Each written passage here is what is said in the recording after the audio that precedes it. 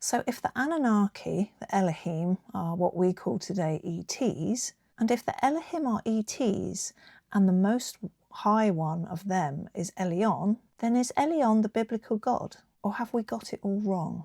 And what part does source or divine consciousness play in this humongous story of humankind?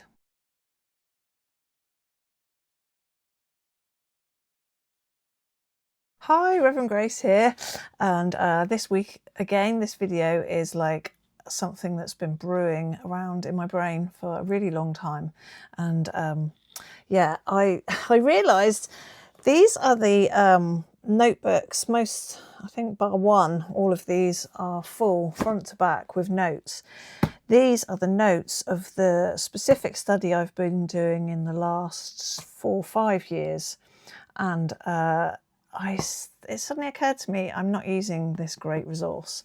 I started this research partly just from my own study, but partly for a book that I will be in the future continuing to write. I've got a couple other things in process at the minute. So, but yeah, this kid, there's a lot of bookmarks in here of interesting quotes and bits of information. So yeah, you can expect a pretty meaty, oh, God knows, I really want to try and keep these videos down to a small sort of bite-sized kind of thing. But this is going to be another one of those stonkers. So dig in, chaps, because yeah, it's not going to be quite as short as maybe I would hope.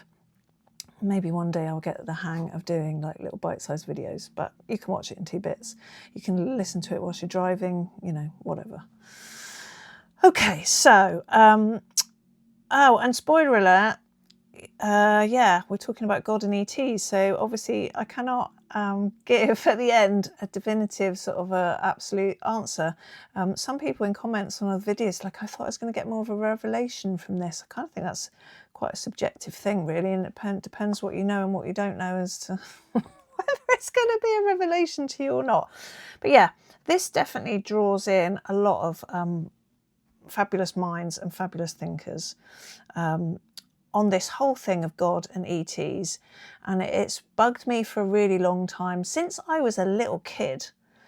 I started having any sort of concepts of the world. One of the main concepts that I had, and I still really hold today, hence I'm doing this video, is that this thing of God and gods, I just always had this notion or concept that they're actually just like beings, other beings that came from the sky, came from space.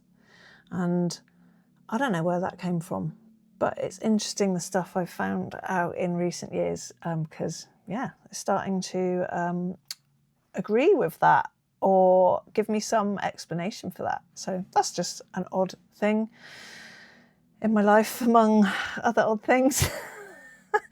Okay, so the other day I started I started writing a little book, putting the contents of all these notes together so that I can have a quicker reference point.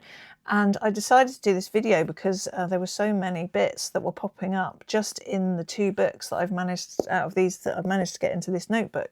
And I thought, okay, this is good. It's bringing it all together. And so, yeah, come the end of this video, I do give my conclusion on what seems to be logic, rational as you can be, and sort of what seems common sense and intuitively right for me in answering the questions at the beginning. So where do we begin? ETs and Anunnaki or the Bible? Yeah, let's kind of do both. Okay, so starting to who talks a lot about ETs in the Bible? Paul Wallace, right? Excuse me a minute, because I need to find which book exactly I'm going to tell you anything about.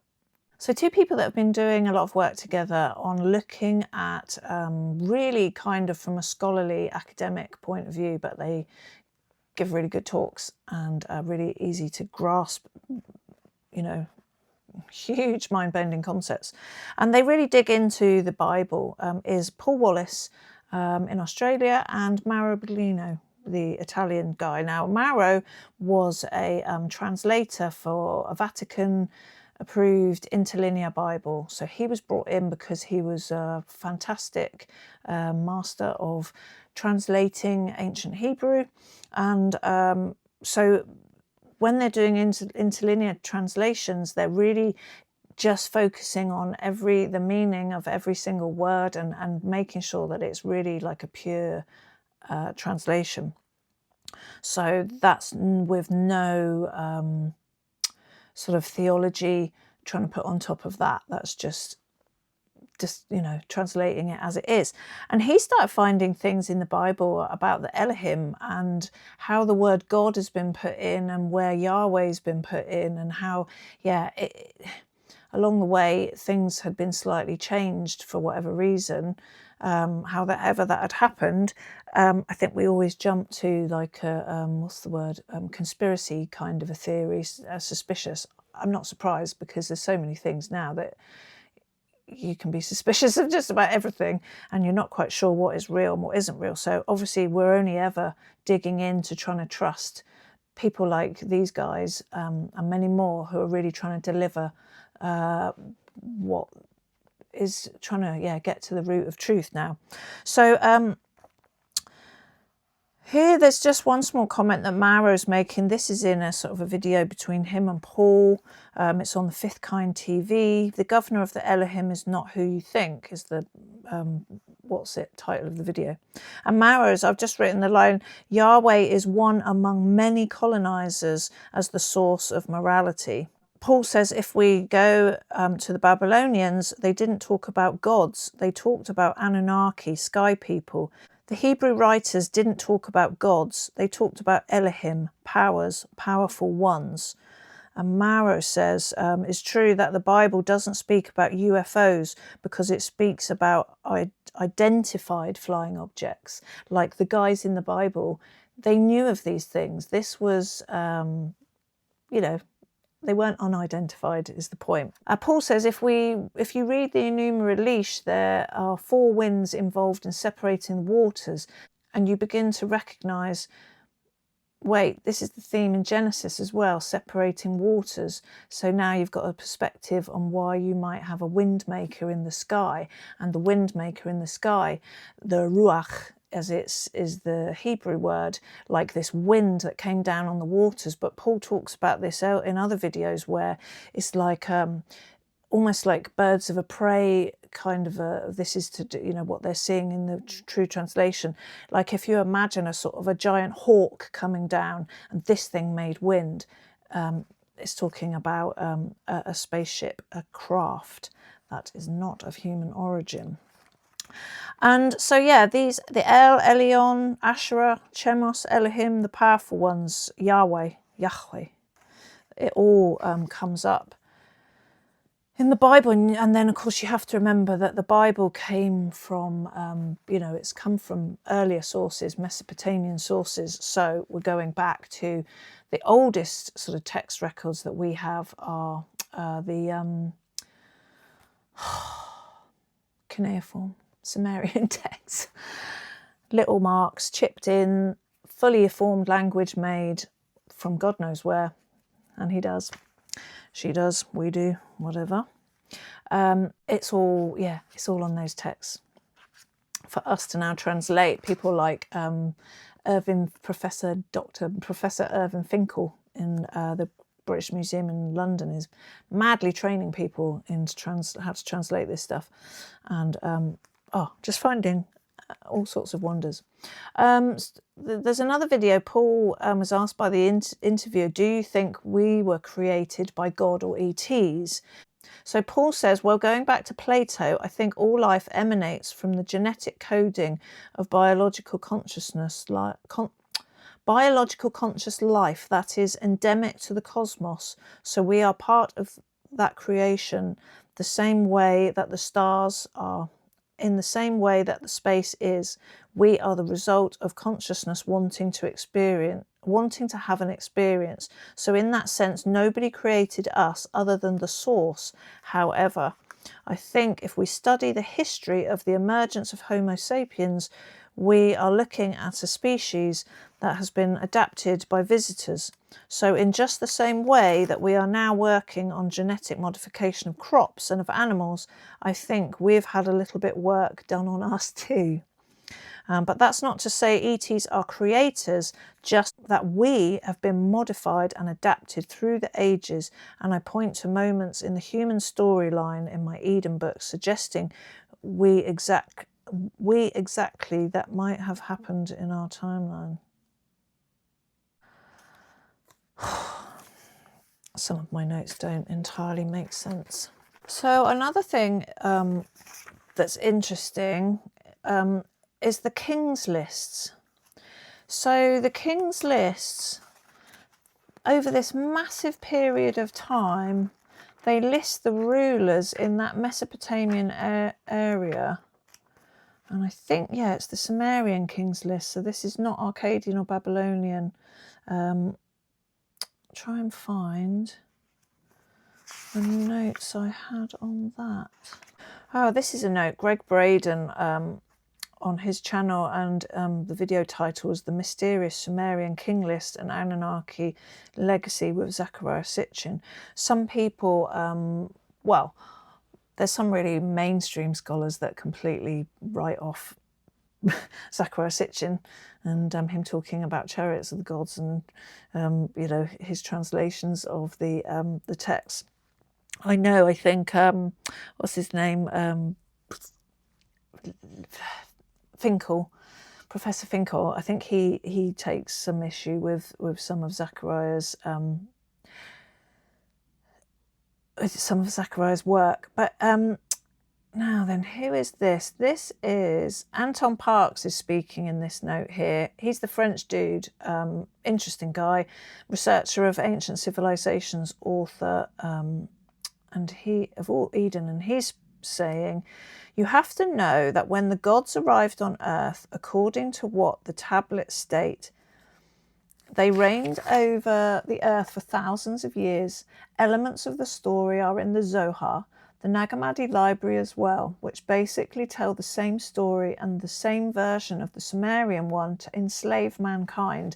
So yeah, this is a point that some people dispute, that he, more recent people that study this dispute, that he said that we were modified and made, so they were already hominins and hominids, and then these guys came, or somebody came from outer space, and they genetically engineered us. And it was partly because they needed to get us to do all the work of digging the gold, which they were taking back to repair the environment on their planet. Now, some people dispute that gold mining bit, but there's a lot that still talk about man as being enslaved. And so Anton goes on, human beings must behave, not think too much, and most of all not see that there is another reality to what is said. In the text of Eden, there's a curious scene. It describes humans especially created to work in the garden, but at some point, in order to enforce their laws, the gods place the humans in front of them. Behind the gods is their shiny chariot. That is how it is written. And they make them pledge allegiance. They impose their views upon mankind. They want to scare them, and sadly through this oath to which humanity commits, humans forbid themselves to ever be free. I personally think that to this day we're still under the influence of this oath. It is crucial to understand that. In concrete terms, we are still slaves. And then the next bit of the video is Linda Moulton Howe, another interesting lady, and she says, we've been free from manipulation of beings. No, we've never been free from the manipulation of beings on the outside, and that the sad irony in history is that humans have gotten down on their knees to things standing in front of them that had the name God, and they were never gods. They were just beings from the sky. And that makes me think of that thing in the wartime where some pilots crash landed on an island, and there was a tribe, you know, some old tribe on there, and they'd never seen anything like it. And then the guys got rescued. And then when people went back there, for some reason, people from Western cultures ended up back there. And these guys that lived there, they had made like a plane out of wood, and they'd kind of immortalised Captain John, or whatever his name was, as some kind of god. Yeah, so interesting. The narrator goes on saying, if the lifespan of our early kings was 36,000 years, it appears something in our evolution changed 12,500 years ago. In the book of Genesis, God said, my spirit shall not strive with man forever, because he also is flesh. Nevertheless, his days shall be 120 years. Did human lives get shortened at some point? There was that amazing story, does Greg Braden tell it, of a guy, he's Chinese, and there is a record, because at something like 70 years old, this guy joins the Chinese army as a cartographer. And I think before that, he was growing herbs in the mountains. And then he did something else. He did some public, he retired from there at like, I don't know, 90 something. And then he was doing some public government type of a job. So there was always a log kept. There's a traceable log of this guy. And the most interesting thing is that the Chinese, like the Romans, with their amazing admin and record keeping, once you've been in the army, this was back then, don't know if it's still the same, you get a birthday card on your 100th birthday, a bit like the Queen did here, or the King does now. And this guy got his 100th, he got his 150th, I think he got his 200, I can't remember if he got his 250th, but anyway, some people have lived a lot longer, and they're supposed to be yogis in caves that, yeah, are just defying all normal sort of length of age as we know it. Now then, this is again... this is Paul Wallace responding to Wes Huff being nasty to Billy Carson. Billy Carson, yeah, I don't know. Not sure about that guy, Wes Huff. Seems a bit too big for his boots. I think he's clearly studied a lot, but he speaks from such a position of authority. Like, please remember, I'm not here to teach you. I am just a collector of information that I am sharing with you, and it might help you along the way. God knows I am not an expert on any of this. I just find it absolutely fascinating. And I think, like us all, I'm trying to get to the root of a thing. So what does this say? Oh, so this is Paul Wallace. He's just talking about, it's almost like a prototype of what's happened in Great Britain, for instance, as Great Britain has tried to move towards democracy and yet still has the monarchy in place with tremendous constitutional power.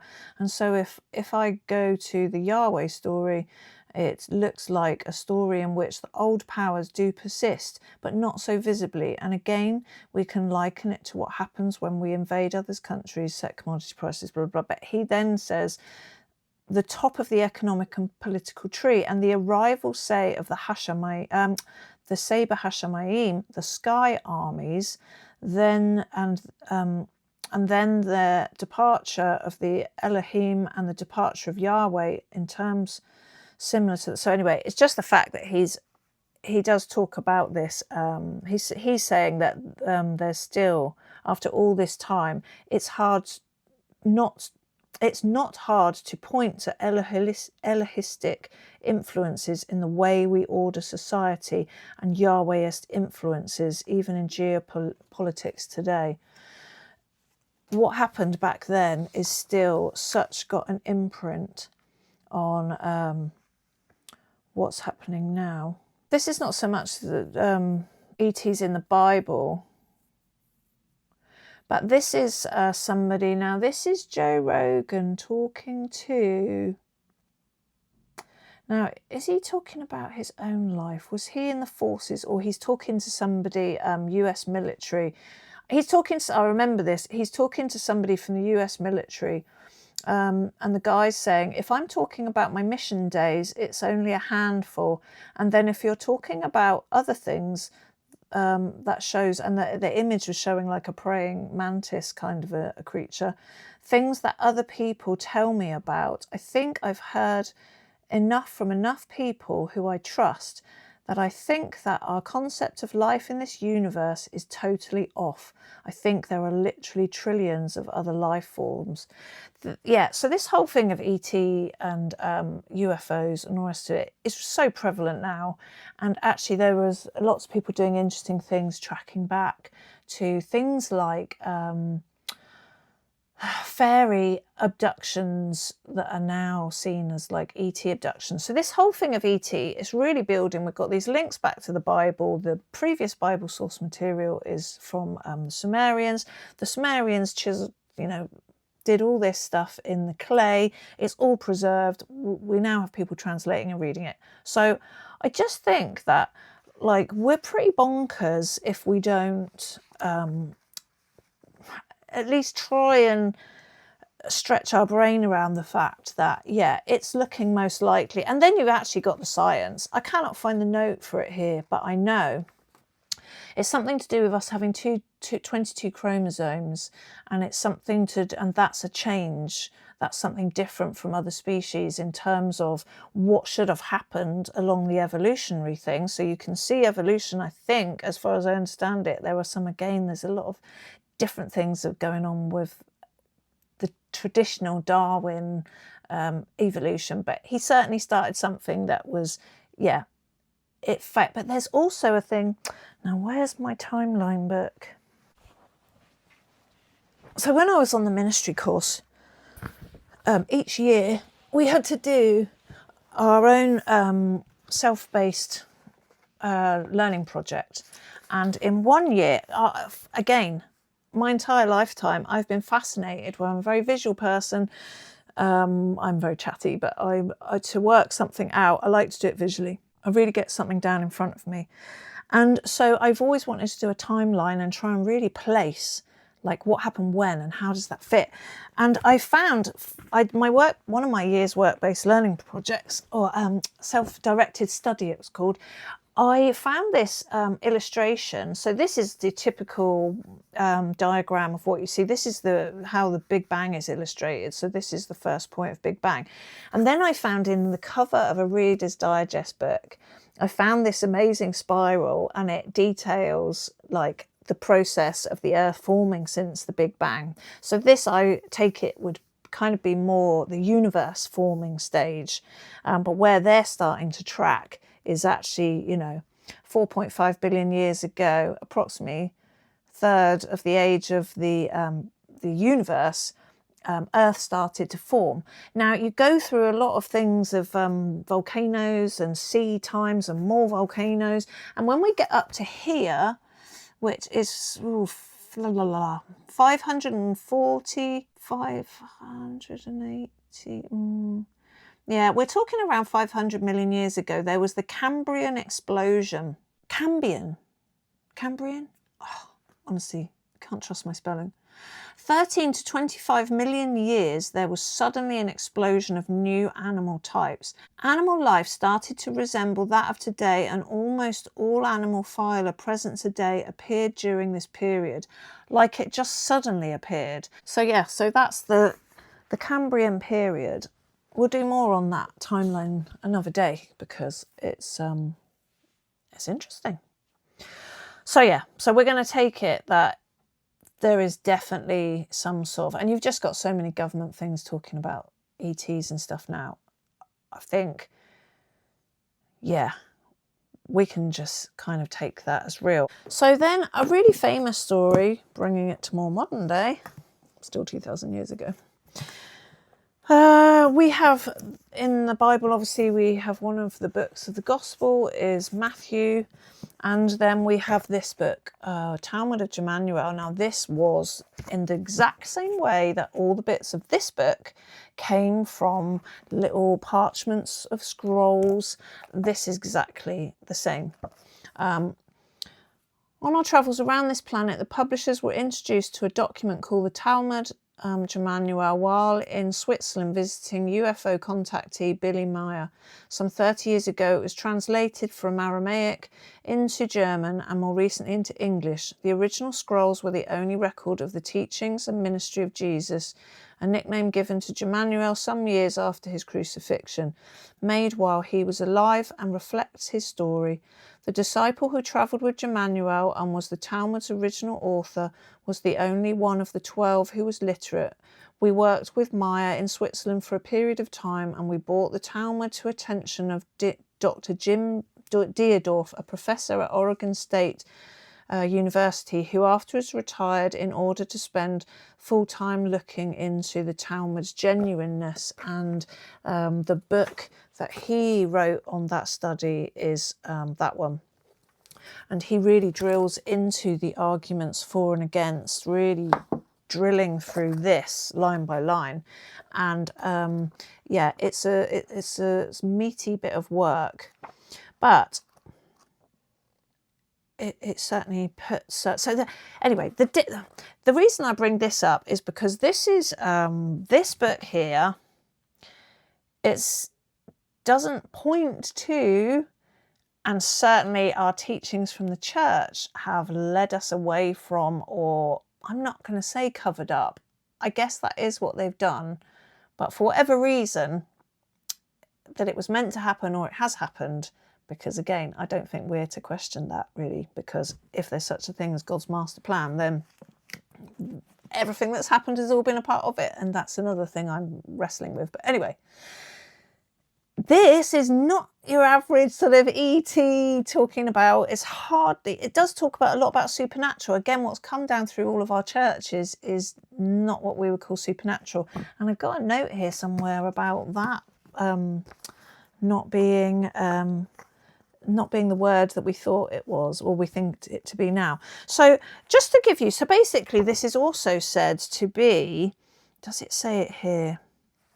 Talmud of Emmanuel may be the true testament of Jesus. The ancient document was discovered in 1963 by Billy Meyer after having been encased in resin and buried for nearly 19 centuries. This book gives you a clear English translation from the original Aramaic. What was the UFO connection to Jesus? Where did his father come from? Who was the real betrayer? And the secret of Emmanuel's rising? What astonishing truths have been hidden from? I mean, that's the tantalising thing. This is, I don't think this book is sensational, but it's not meant to be. I think this is supposed to be trying to state some sort of fact. Again, in the same way that there are books that were accepted into this Bible and others that were cast out. Book of Enoch is a major one, and that really deals with UFOs and all kinds of super freaky things. That was deemed not to be played with. So in the same way that Matthew, Mark, Paul, John, Peter, there were different books because there were slightly different followings. There were different groups that, you know, I suppose like we have, God knows, plethora of thousands of different kinds of Christian church. It's the same sort of a thing. So they were kind of communities in the New Testament I'm talking about here. There was the school of Paul, the school of John, and I don't mean school as in going to school, but it was like school of thinking. That's what was taught and that's what was followed. And this is just another one of those groups, in the same way that you have your Gnostic texts, Gospel of Thomas, and again, not biblical canon, so cast off. This one was nowhere near it, and this has been found so much more recently, or translated, and the whole story of how the guy that originally found the jar with the resin covered manuscript in it, ancient 2,000-year-old text, and what happened to him and how he was already connected. He became connected with Billy Meyer. It's interesting how that whole story came about. So anyway, this is so the beginnings of Joseph was the husband of. So this is basically as well. Compared to be like it was either the forerunner of Matthew. This is what made Matthew, but it was changed because to a sanitized sort of Matthew that could be acceptable to go into this book, because it was one of the really close to Jesus. Or there's just stuff about this in the same way that Dr. Deardorff gave up his entire career and risked his entire reputation to drop everything as a proper real academic scientist. He saw something in this that was so real, or he just saw something so strong that he had to delve into it to see what the truth was. So this is the bit where we're starting at the book of Matthew, but this is the Talmud of Emmanuel. Joseph was the husband of Mary, the mother of Emmanuel, who became pregnant by a distant descendant of the celestial son Raziel, who was the guardian angel of the secret. When Joseph heard of Mary's secret impregnation by a descendant of the celestial sons from the lineage of Raziel, behold, he was filled with wrath and thought of leaving Mary before he would be married to her in front of the people. While Joseph was thinking in this manner, behold, a guardian angel sent by the celestial son Gabriel, who has impregnated Mary, appeared and said, Joseph, Mary is betrothed to you, and you are her consort. Do not leave her, because the fruit of her womb is chosen for a great purpose. Marry her in all candour, so that you may be husband and wife before the people. Behold, the impregnation of Mary occurred 11,000 years after the procreation of Adam through the celestial son Semjasa, to fulfill the word of God, the ruler of those who travelled from afar, who said through the prophet Isaiah, behold, a virgin will be impregnated by a celestial son before she is married to a man before the people. And it goes on. Now, that's interesting because, where is the book? Found it. I'm really struggling with reading, but this book by Marguerite Mary Rigoglioso, PhD, The Mystery Tradition of Miraculous Conception, Mary and the Lineage of Virgin Births. I mean, just like ETs, we take this Immaculate Conception thing. We love the nativity story. We love our kids doing that at Christmas, and it's lovely. But we're a bit more separate from the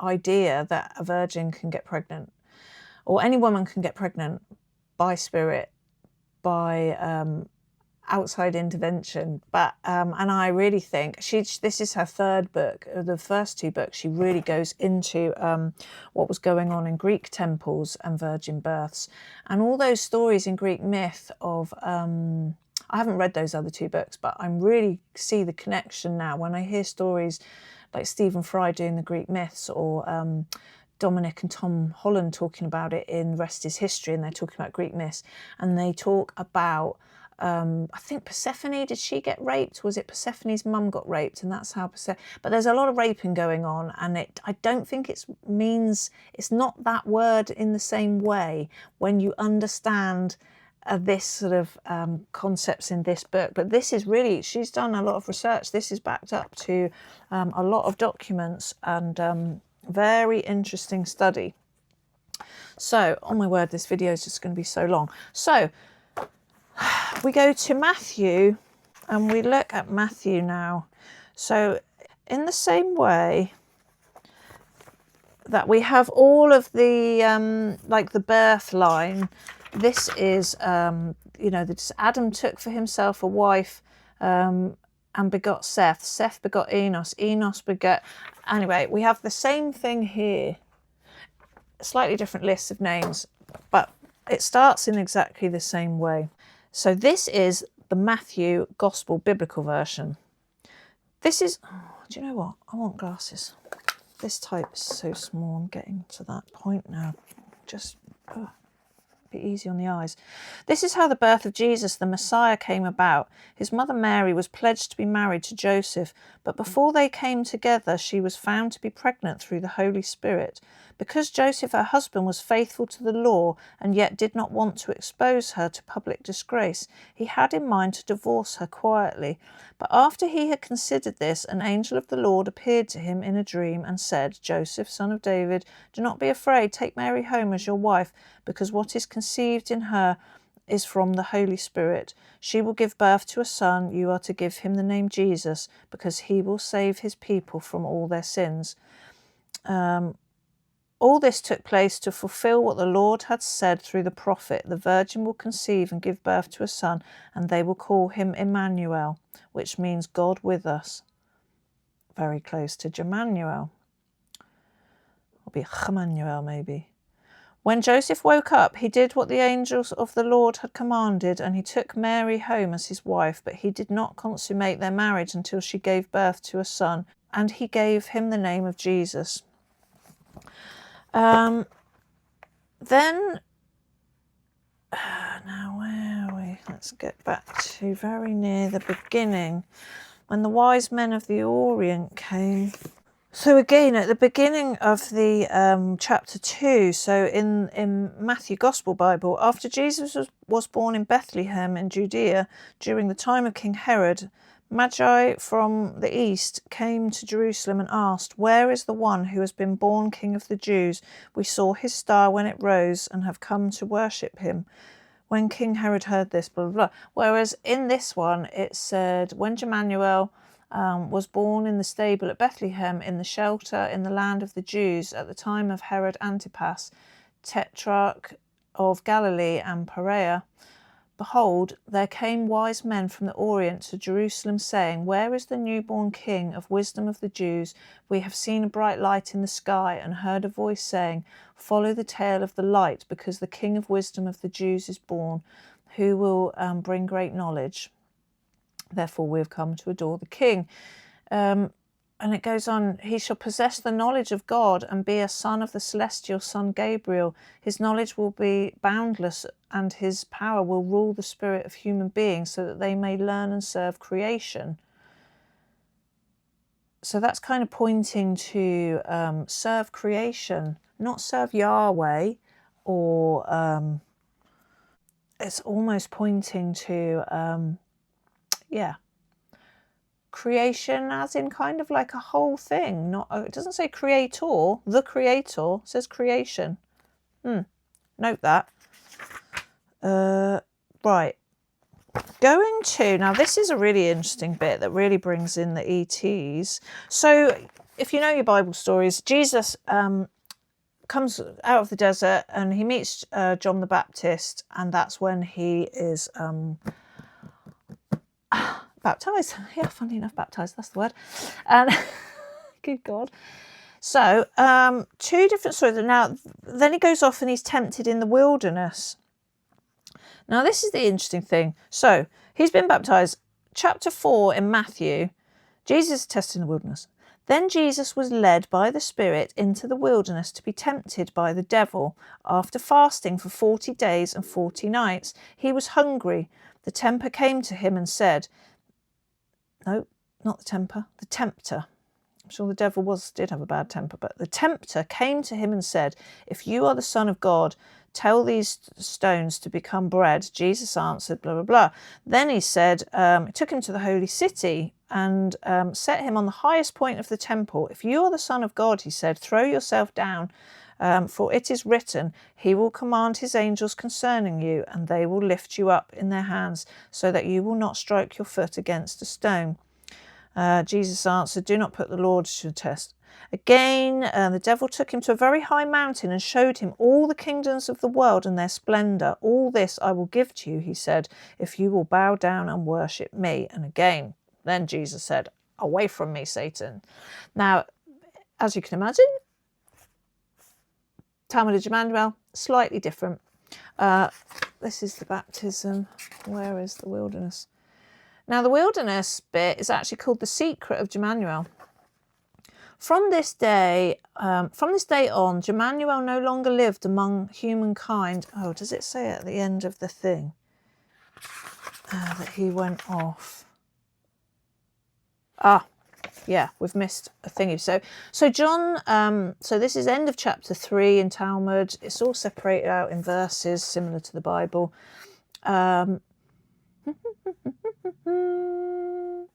So John consented and baptized him because John was saying, "I shouldn't baptize you," and Jesus going, "Yes, you're doing it. It has to happen to fulfill the law." When Emmanuel had been baptized, he soon came out of the water of the Jordan, and behold, a metallic light dropped from the sky and descended steeply over the Jordan. Consequently, they all fell on their faces and pressed them into the sand, while a voice from the metallic light spoke, "This is my beloved Son, with whom I am well pleased. He will be the King of truth, who will lift this human race to knowledge Behold, after these words, Emmanuel entered into the metallic light, which climbed into the sky, and surrounded by fire and smoke, and passed over the lifeless sea, as the singing of the metallic light soon faded away. After that, Emmanuel was no longer seen for 40 days and 40 nights, exactly the same as going into the wilderness, of course. From that day on, he no longer lived with human races.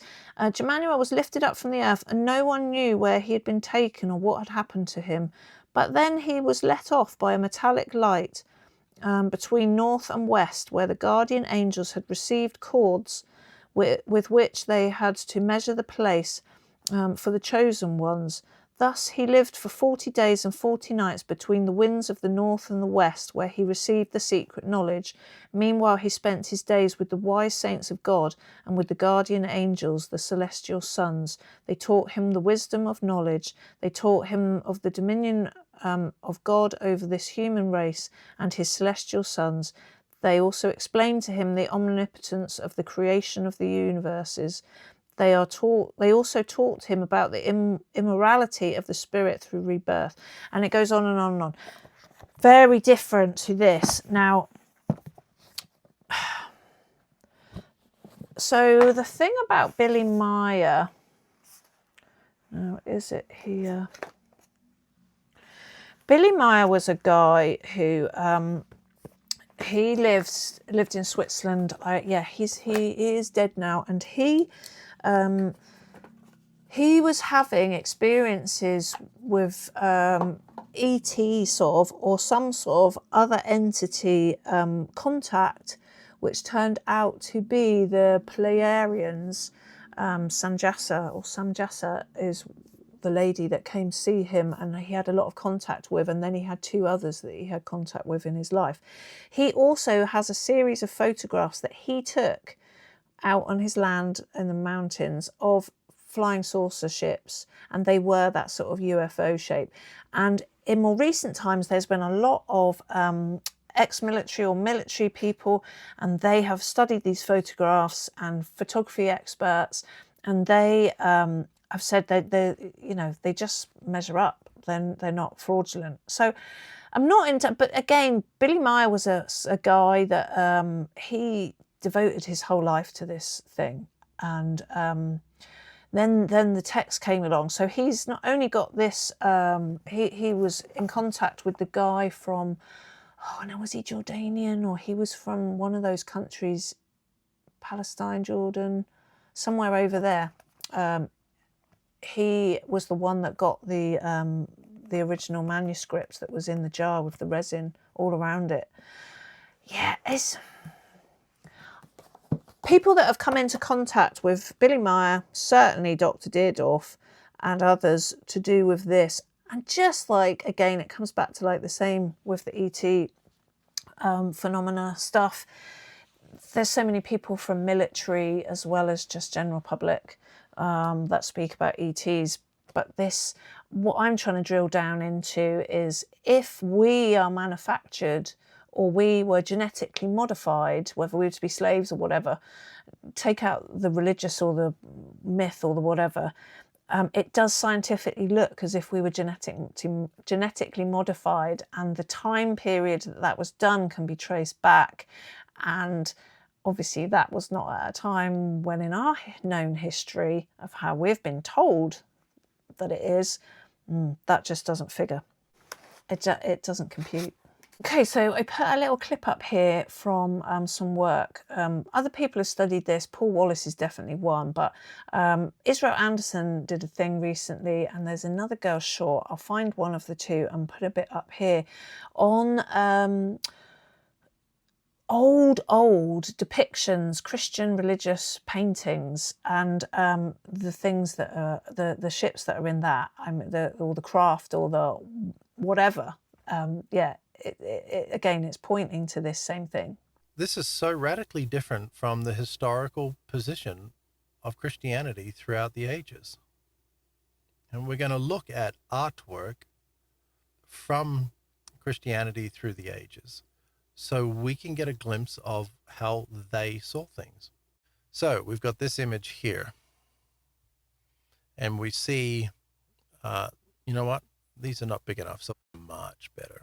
Okay, that's what we want. So here we've got this metallic sphere with some widget down the bottom here and two very obvious antennas here with little bases on the antennas. And this is all in Christian art. So like this is the glorification of the Eucharist. What? What is this doing in religious art? Now we've got this one here, Madonna and Child. Supposed to be Mary with Jesus, and this has been recognized by many people. What is this here? Now, I couldn't find a high resolution version, but I have seen higher resolution version, and this is like a blob with little spikes coming off of it. This is a famous one, the baptism of Christ.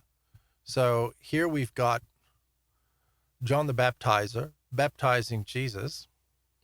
Okay, but then we've got these 4 rays of lights, and what do they lead to? What is that? How does this make any sense? And I've said for a long time that at the baptism of Jesus, and we hear the voice from the Father, this voice is being projected by a UFO that is carrying the Father at the time above Jesus and broadcasting the audio down so people can hear it. But this was painted in the early 1700s, and this guy apparently thinks the same thing I do. We don't have this, it's not a picture of like, God the Father floating in the clouds. It's a UFO. It's a circular disc. It's got some lights on it, and it's got these 4 beams that are coming. Like, what is this? How did this end up in Christian art? Let's move on. This is the Annunciation with Saint Emetius. This is in 1486. And this is a beautiful high resolution scan of this image, which is just wild. Look at the resolution. We could zoom in even more. Here we've got, is this Mary and the Holy Spirit coming down to Mary? But if we follow this beam, we're going to cut through the building here, and it's going to come out this hole they've drawn in the building. And we'll just keep following this all the way. And what do we end up with? Whoa. Is that just a cloud? UFOs like to hide in the clouds. They appear to be able to create clouds around them, at least some of them. This is giving us the wheel within a wheel thing we're about to read about in Ezekiel. It's not a sun. It's a beam of light coming down, but this is definitely not any representation of the sun. We've got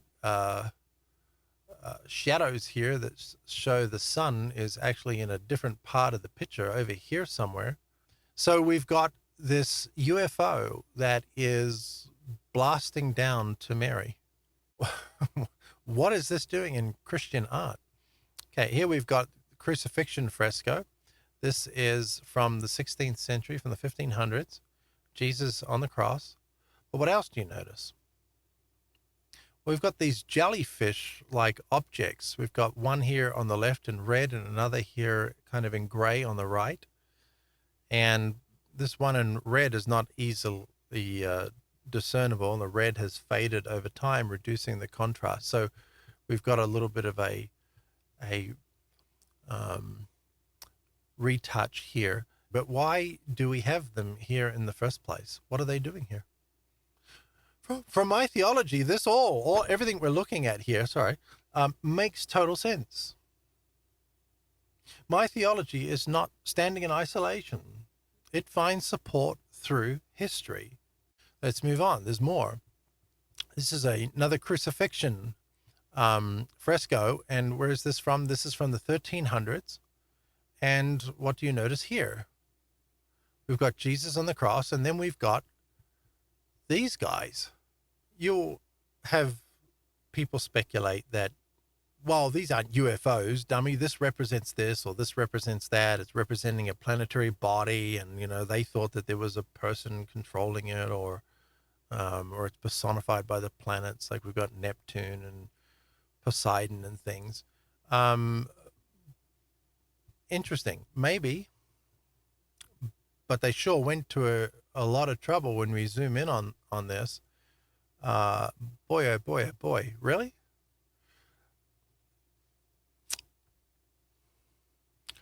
I find it all very interesting. The 10,000 martyrs on Mount Ararat. So whereas this is from the 1500s, and a very interesting painting. But as we keep going up to the top, what do we see? We see a round disc, wheels within wheels, and we see angels. 4, maybe 5 angels here. Oh, I guess that's another one. 6 angels that are obviously coming out of this thing. Doesn't leave a lot to the imagination. So why is it in religious art we see all of this kind of thing all the time? Foundation of Santa Maria. So here we've got this religious scene, and we've got all of these things which you could say, well, they're just clouds. They're strangely uniform clouds, possible, but I'd say, if the artist can draw a beautiful flowing hills like this in the background, if they can handle this kind of perfect architecture, if they can draw faces pretty well for that time period, right? A lot of faces from this time period were not really that great. Then why do the clouds look like this? And then why do we have this cloud that looks like this with these people in the clouds, Jesus and Mary by the looks of it? And then we've got this one here.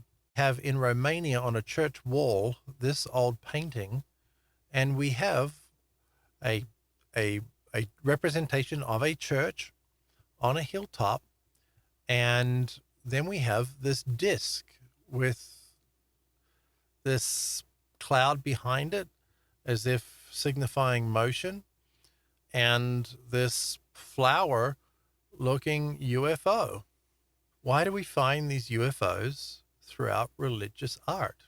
There's just a whole bunch of these things, and it warrants looking at these things and at least admitting that there's something unusual going on, that religious painters through time had no problem painting UFOs in their scenes, even at the baptism of Jesus.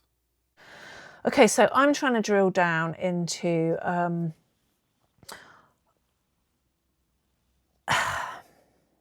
if we have souls, we have spirit, we have consciousness, that there is a divine element to our life, which there absolutely certainly seems to be the case, then if we were just manufactured in a sense by ET, then where does that leave God? For starters, what is God? Okay, so we have different things. Some people, it's not even a notion, it's not even a real thing. Others, it's really God is a word, it's a term, it's a label, and when we start categorizing things, it can get confusing. We can confuse ourselves, and we think of God in the biblical sense. There's omnipresence, this omnipotence, this like being through, all with, all in, all around, all overseeing, and that becomes a problem. That when science started coming in and proving things, and people are a bit like, well, science seems pretty good, and it's all about fact and finding the truth. And along the way, it became sort of oh, well, we can kick God out because it doesn't seem quite real. And a big factor, Alan Watts talks about this, is that, well, we don't want to be judged by this thing in the sky, because again, this is what churches were telling you. It's like this sort of overseeing God that's watching you on the toilet or whatever, but certainly is watching your misgivings and shortcomings and misdoings. And that people started to like, well, I don't really like the thing of that. Like, I want to live freely. I'd make my own decisions, and that's really come through now with atheism, and people that wouldn't even call themselves, they're certainly not the hardline atheists, your Christopher Hitchens and all of them, your Dawkins, but they are influenced like that by that. And I'm a being of free will. I make my own choice, and we've ended up in all sorts of hedonistic mess and cutting ourselves off from that divine spiritual aspect of ourselves. So God also, and ancient art helped with this, or old art helped with this, you know, the thing of the man on the cloud. And this was a concept that was easy marryable to this judgmental, you know, all-seeing, overruling God, and the thing of church and salvation, and like, you know, you want to be good and kind, and God think greatly of you, because when you die, which is the unknown, we all hate the unknown, what's going to happen then? Well, you're going to be judged by God, and you're going to go to this place called hell, and you know, and all the theology that's built up around that. But oh my God, I had so many things to add in here that people have said stuff. Let's have a little look at some of the things. We go, yeah, so this is Alan Watt speaking. They spoke of the God people used to believe in as he was a gentleman in the sky, ever present, overseeing, who could see everything, know everything, basically watching over every individual. And maybe because of the belief of getting into heaven, he was noting good and bad down on some sort of a ledger. Yeah, that's certainly what some people see. It's turning out there's going to be too much in this video, so we're better off bringing some of this out into, no,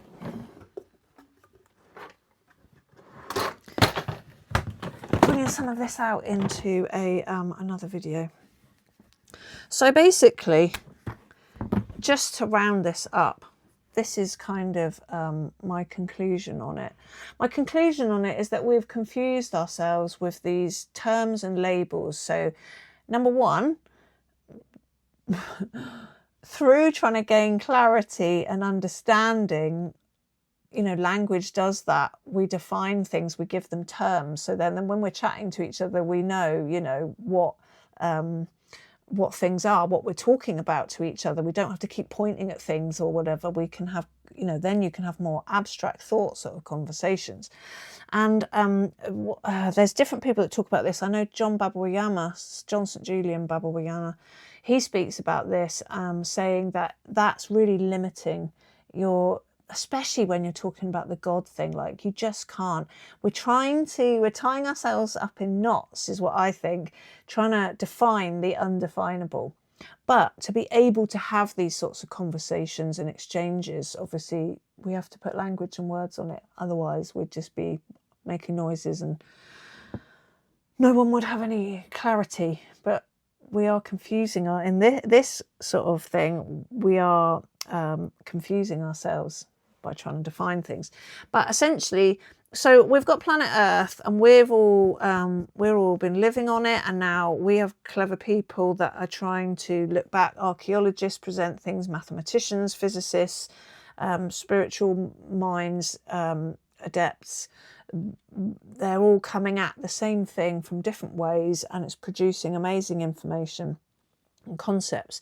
And one thing that we seem, it looks, the evidence shows that about 12,500 years ago, humans were genetically modified. DNA was changed, it was altered, and that was from hominins. So way back, sort of 7,000 years ago, were the first like forms of apes and things that then went bipedal. I think that was 5 million years ago they went bipedal, or there's evidence to suggest that now. And then 2 million years ago is Lucy, the skeleton found in Ethiopia.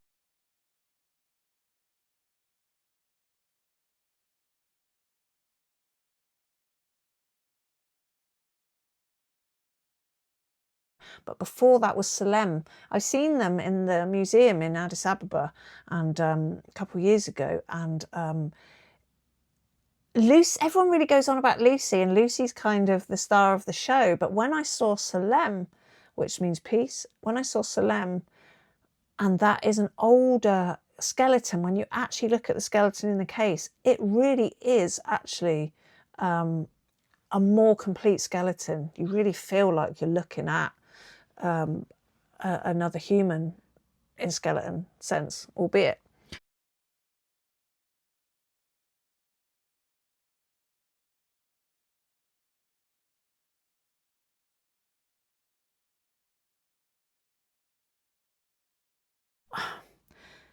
Another question I'm sort of thinking on is when was the soul? When was the divine connection? Because this story from the Sumerian texts, we're talking about this god Yahweh.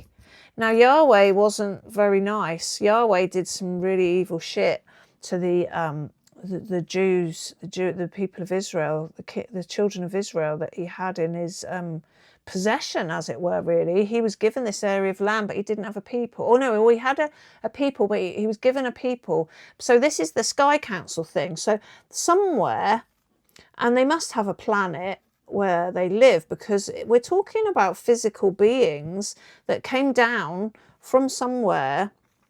And no, I doubt they were in flying saucers, but these days people are seeing sort of Dorito-shaped craft. Some people say what we're seeing is influenced by sort of what we're seeing in our culture, what's in the movies and what's in the comics and things like that, which is also interesting because someone else, and I've got the quote here somewhere, but I can't find it, really need to do a part 2 to this. To back all this up and be a little bit, I thought I was organised, but I've just blown my mind with too many bookmarks. He's talking about it's a thing, it's our consciousness. Ooh, I think it was Bill Donahue talks about this. It doesn't, like, forget about, he says, well, forget about where ETs come from, like there being these beings coming from outer space. A lot of this, it's all built from our own consciousness. And I didn't really understand that, but actually, yeah, other people talking about the shapes that we're seeing, they either physically are those different shapes because their technology's improved. Anyway, yeah. That's a whole other minefield. But drill down to the point. We're living on Earth. We're supposed to be genetically modified. Yahweh is the person that we think is God. But this is wrong, because this is what's come out of the church thing. Yahweh was among many. I mean, even in the book of in the books of Genesis, the book of Genesis, you can see between chapter 1 and chapter 3 that it's completely different source material has been used for those parts of that book. But when there's only, we have always thought, oh, God made Adam and Eve and there was only Adam and Eve, and then Adam and Eve had Cain and Abel. Well, was it Cain or was it Abel that went off or was banished? Anyway, one of them left the garden. Well, they were then, Adam and Eve had already been banished from the Garden of Eden, but wherever they lived, and they had Cain and Abel, they went off, and there were other people, there were other civilized, there was other beings outside of, but we only thought at that point that there was Adam and Eve and then the Cain and Abel. So yeah, you've got to really read these things to like start seeing all these bits. So Yahweh was one of many Elohim. Elohim was plural. Apparently, the translation is wrong. It's not just one. It's been used, or it can be used as a single person, multiple people. It's part of our problem with translation of Hebrew, ancient Hebrew and Aramaic is, I think, number one, I think scholars don't even know ancient Hebrew. There's something like that. There's very different variants, like even in the Aramaic, Douglas Klotz looks at the Gospels and he's looking at the Aramaic versions, and there's multiple ways that you can translate the Aramaic. So it's all a bit tricky. A whole bloody lot's a bit tricky. But anyway, so people on the Earth, DNA, these people did it. Whether they're the Watchers, whether they're people from the Sky Council, whether they're whatever, they have come down here and they have changed us. Now, these are physical beings that have either come through stargates, that's possible, that's written about, power gates, or they've come on physical craft, which could have come through. Well, or that, because there's the planet Nibiru, which is written about Sitchin. Zachariah Sitchin writes about this. Other people write about this and talk about this. That it's in our solar system. Of course, NASA and people absolutely write it off and say, well, we would have seen it by now with the bare eye at some point, let alone with our science, technology, telescopy things and things that go into space and all the rest of it. But this, it seems to track that this planet is in a weird elliptical orbit, and only returns 2,000 and something years or 3,600 years. And so this is either this planet or this is, and here is Elyon. So Elyon is the most high, of the Sky Council. Now, Elyon is God. So as we use the label God. So, but what it made me think is, and I do think that there are other sort of entities, and there's certainly light beings, and there's all sorts. If these are physical, they're no different to us in that way. And maybe these people are from, we call it a divine realm because it's in the heavens. Again, it comes back to language, us thinking that that is the heaven and we're going up to God, blah, blah, blah. This is all still very physical. It's very material. And so that brought my thought back to the thing of frequency and photons and light, the fact that physicists and others say that we are not solid, we are not, and not only that thing of energy, matter, material matter is this energy slowed down into dense form, but not only that, you know, as in energy is unseen, but there's also this element of soul, the spirit within us. So this is us speaking and being a physical, operating, communicating being. But actually, yeah, the soul is not that. The spirit is not that we are seeing. This is us being, as it says in Genesis, in the image of God. Well, it actually says, let us, in one of the, now is it 1 or chapter 3? I think it's chapter 3. Let us make man in our image. So this is the Sky Council talking about making us in their image. That's the people that are doing the genetic modifying, wherever you want to place that, whether it's 12,500 years ago or before that. I also think that, you know, this is from one reset. So it's interesting, that's around the time of the major floods. The flood narrative is all around the world. But it certainly seems to show that there are civilizations before that. And I am talking that we have, I was going to say that we have no evidence of, but in actual fact, there is one anomaly that really sticks out for me. And we're going back to, when is this?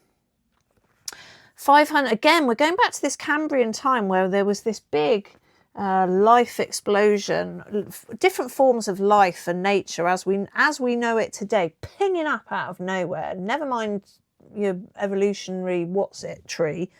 And there's these balls, right? Does it say what they're made of? Found in South African sediment, 570 million years old. Where have I written about the balls? Machined metallic spheres. So they are of a form of metal. I can't find a note here about it, but I know that basically this is 570 million years ago, and they are machined. They're like your bowling ball, but they've got these ridges, these lines of ridges around them. Like there's no machine to make this, and we call them machined. The archaeologists have called them machined because they're looking at a thing that they know by our modern day technology, 570 million years on. You know, there's things that they're finding today carved out of obsidian and stuff with such exquisite precision, and we do not have the technology to machine those kinds of things. So yeah, there's definitely all kinds of stuff going on. Back to trying to sum up, otherwise this is going to be literally biblical proportion video yet again.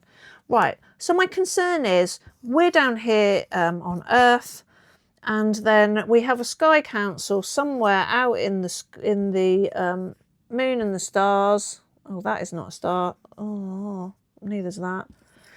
And they're coming from somewhere because they're physical beings. And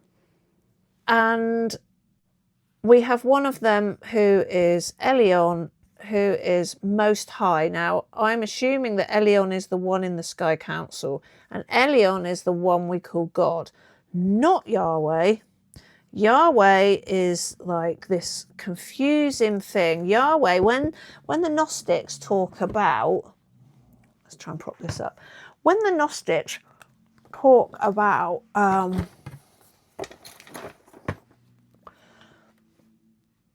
yeah, Earth's down here, by the way. I just realised I'm really crap at showing you the full board. I should probably do it the other way around. When the Gnostics talk about there being a demiurge, and this world was created by someone who was much more of a sort of a demonic side of things, not this wonderful, loving, creating God. This is another thing my brain is working on and picking its way through, and I'm not wholly sure. The Gnostic text seems so, and again, this is going to have to come into part 2. Everything, it just seems so real. A lot of it just seems so plausible one way or another. It's really interesting. You have to, in the end, you do have to do what Jesus taught. Go inside to get the truth within, because, anyway, some of it doesn't resonate with each of us. And that is for good reason. That's not just because we disagree and again, brain is working on this one. So we're down on Earth. Earth is physical. It's energy slowed down into this dense form. But we have the Sky Council. Head of them, most high, is Elyon. Elyon is God, not Yahweh. Yahweh is potentially this then, the demonic, satanic force. That is the thing of all the demonic sort of people talk, like John St. Julian talk about harvesting our energy. There are a lot of other people that talk about this harvesting of our energy, which is people getting sucked into porn, gambling, very modern day distractions. Through the ages, there's always been some sort of distractions. Roman times, it would have been, the Colosseum, ripping up Christians and people getting eaten by lions and all that sort of thing. But these are still physical. Yahweh was a physical thing that came down to earth. So there has to be, Yahweh wasn't the creator. He liked to think he was the creator, but he wasn't. Watch Israel Anderson stuff. Watch Two Gardens, One Snake. Really good video. Just opens your mind up to a different understanding and way of, not a way of reading the Bible, but actually reading the Bible, what's literally there. Like, he's a dude, he's trying to produce this Bible at the minute, which takes out the theology. So you're just getting like the source material and careful translation. It'll be really interesting when, and he also recommends BibleZip.com, which is, the Bible that he really likes to use. So that's worth looking up. So it brings me back to this source, the unified field of consciousness, divine consciousness, resonance, all of that kind of a thing. And that is, this is the seed of it all. This is taking it back to source. This divine consciousness, take off the word divine, just call it consciousness, as a being or an entity, as a thing that realizes it wanted to witness itself. This is back to last week's video, Matthias de Stefano, talking about these 12 dimensions, these 12 realms of consciousness splitting and growing, and us understanding, go back to, well, I'm not sure, I look him up because he speaks about it a lot better than I do. And this is also something that is, it goes back into Hinduism, it goes back into Buddhism, definitely goes to Taoism.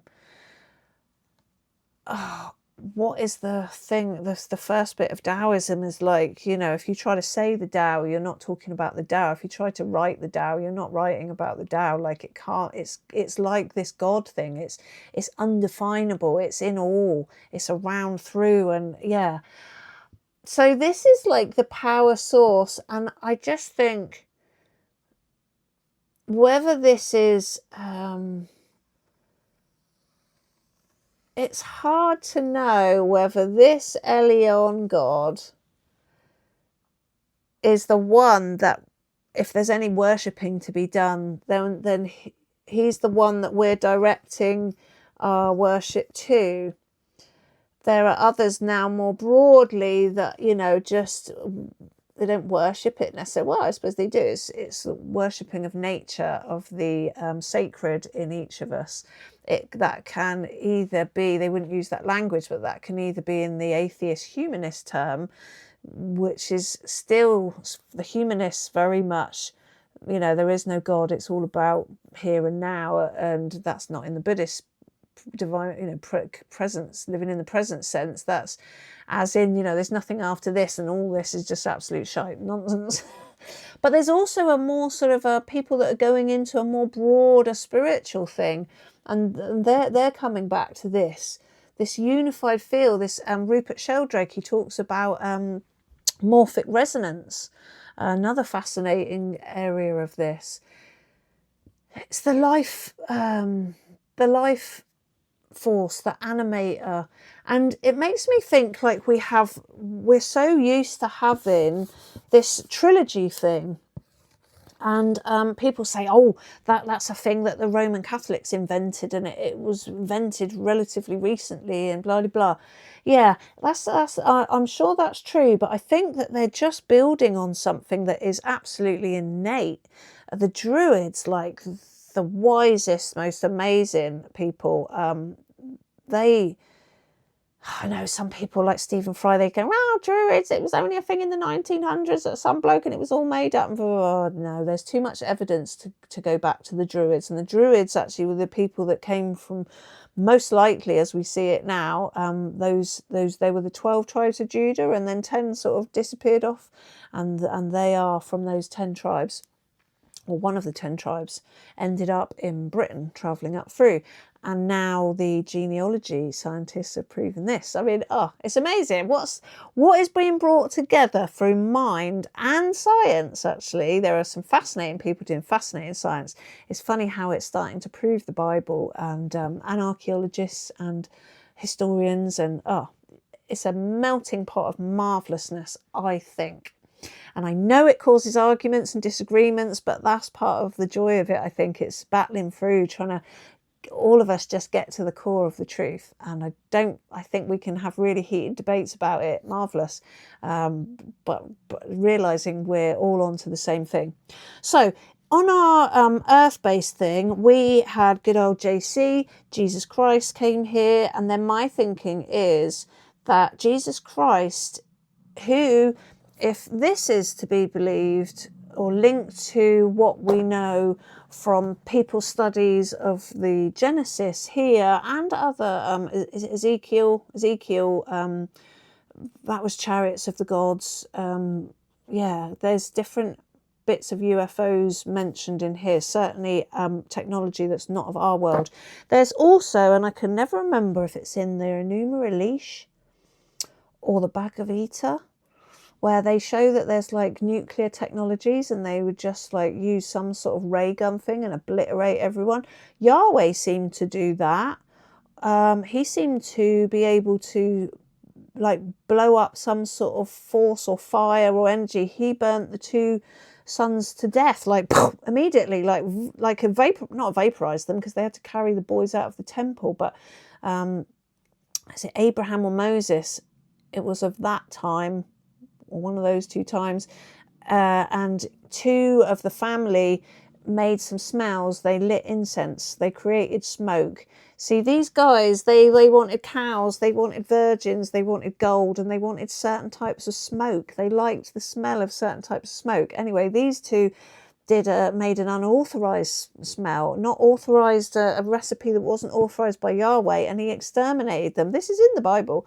And yeah, like he had some sort of a ray gun or something. How was he doing that?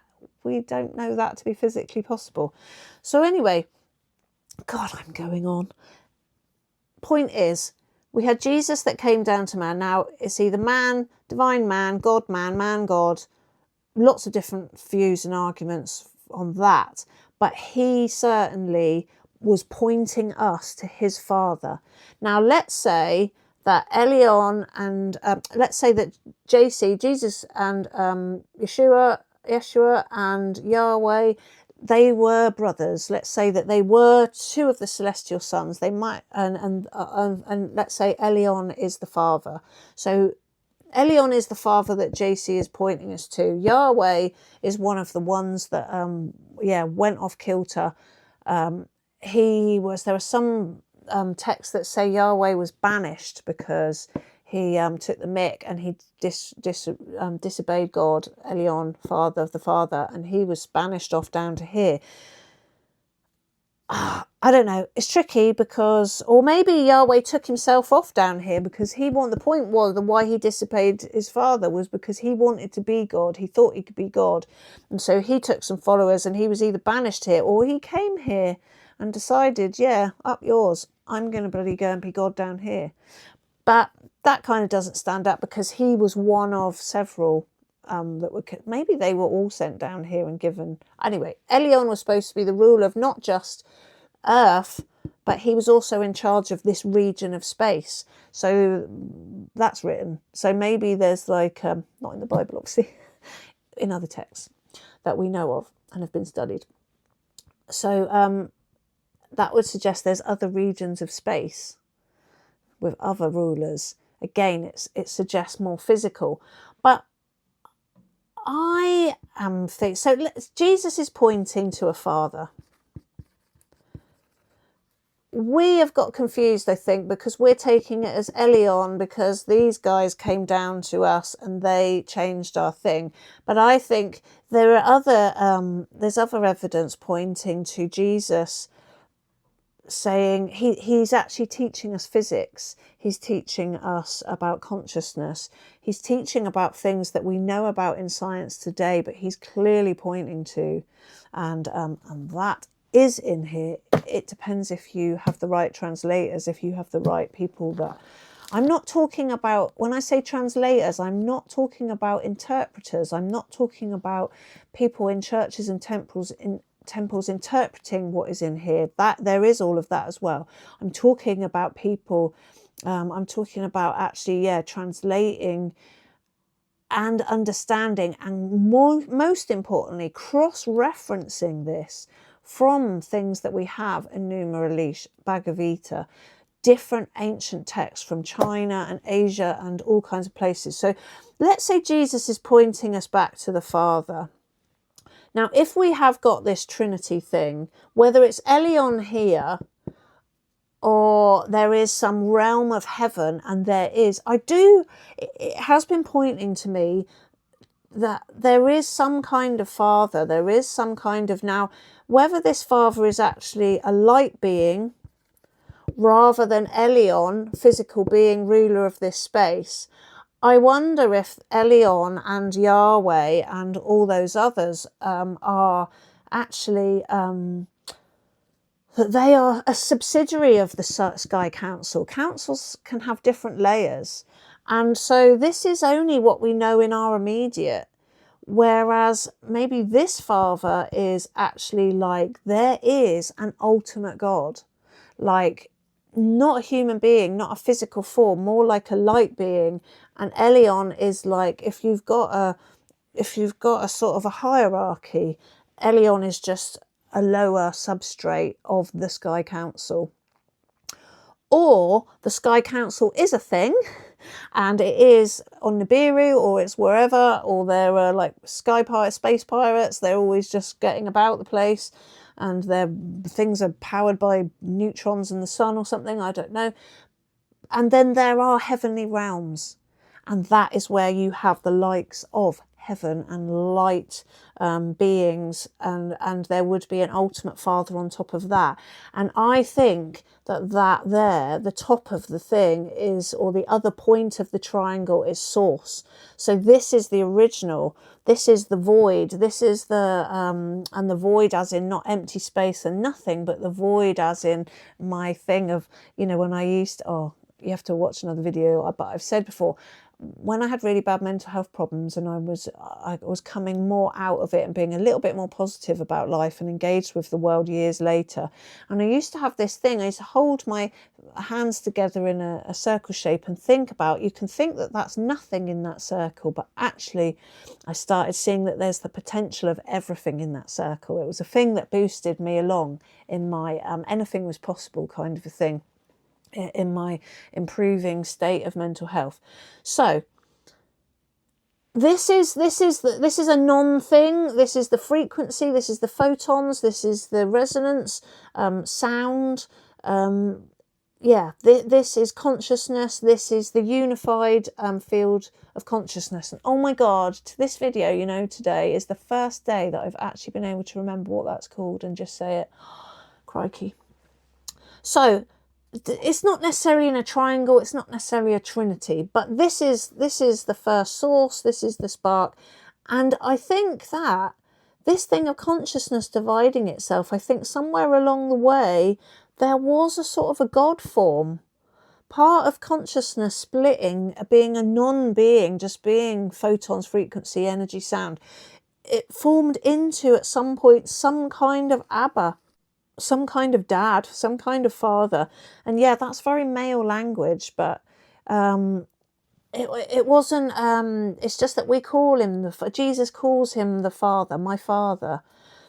Again, that could be that Jesus doesn't call him that. No, I think Jesus did. He used the word Abba, which is like dad. It's like a closer, more familiar sort of a term. That's as it's written in Aramaic. But this, yeah, let's not get hung up on the male-female thing. This was like a androgynous, there was no male-female kind of a thing to it. Or this was the androgynous one.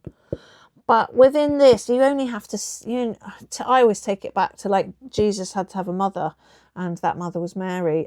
That's your divine feminine balance with the Creator God, Holy Spirit, that put Jesus there in the first place, in her womb.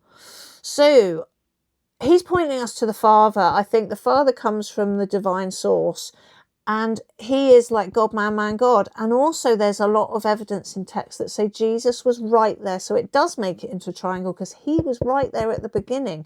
Jesus was there at the start of creation. Now the creation in the Bible, it does say the stars and the moons and the planet, but that's only immediate to us. It doesn't actually talk about the universe or multi-universes. It's like that happened before the time of our Bible, as far as I understand it.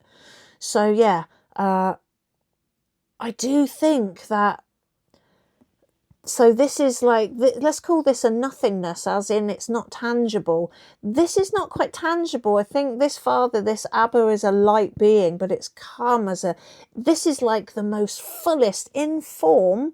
Think of a man that's made like in light, like a hologram sort of a thing. And this is why we talk about being holographic, having a fractal of the divine within all of us. It's like passed down.